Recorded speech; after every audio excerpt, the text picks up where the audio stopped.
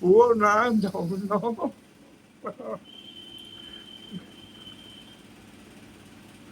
ରାତିରେ ଭାବିଲେ ସକାଳୁ, ରାତିରେ ଭାବିଲେ ସକାଳୁ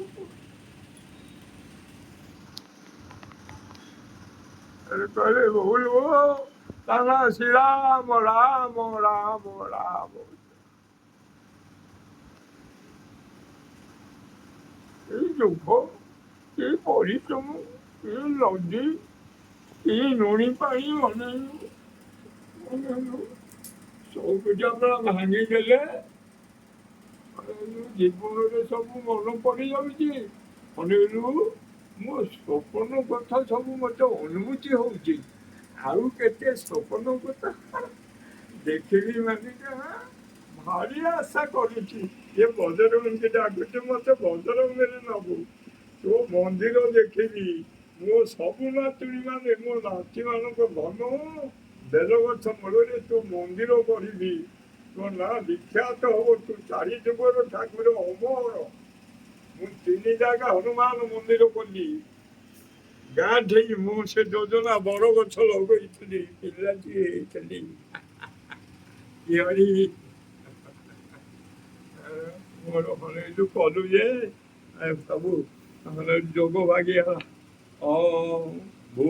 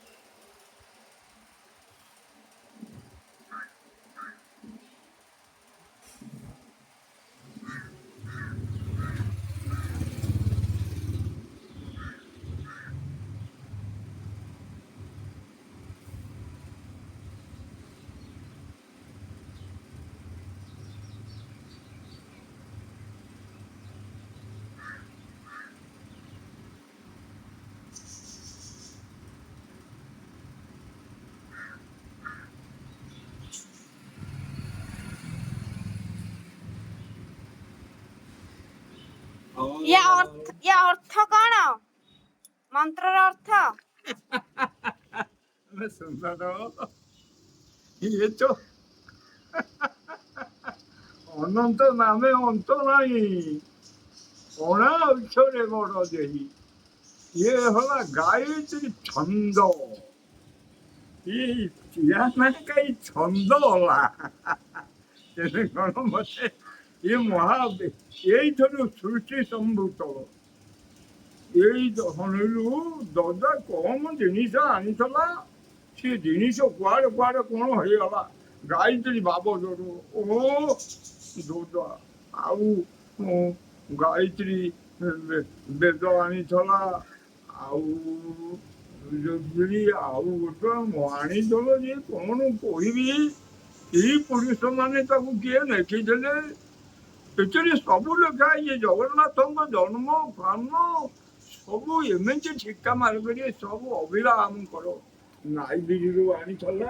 ଏଇ ଘରେ ମୁଁ ତ ଥାଇ ଏ ଅଞ୍ଚଳ ଲୋକ ତ ମୋ ସାଥିରେ ଭେଟ, ଏଠି କେହି ନାହାନ୍ତି, ମୁଁ ଏକୁଟିଆ କୋଉ କାଳରେ।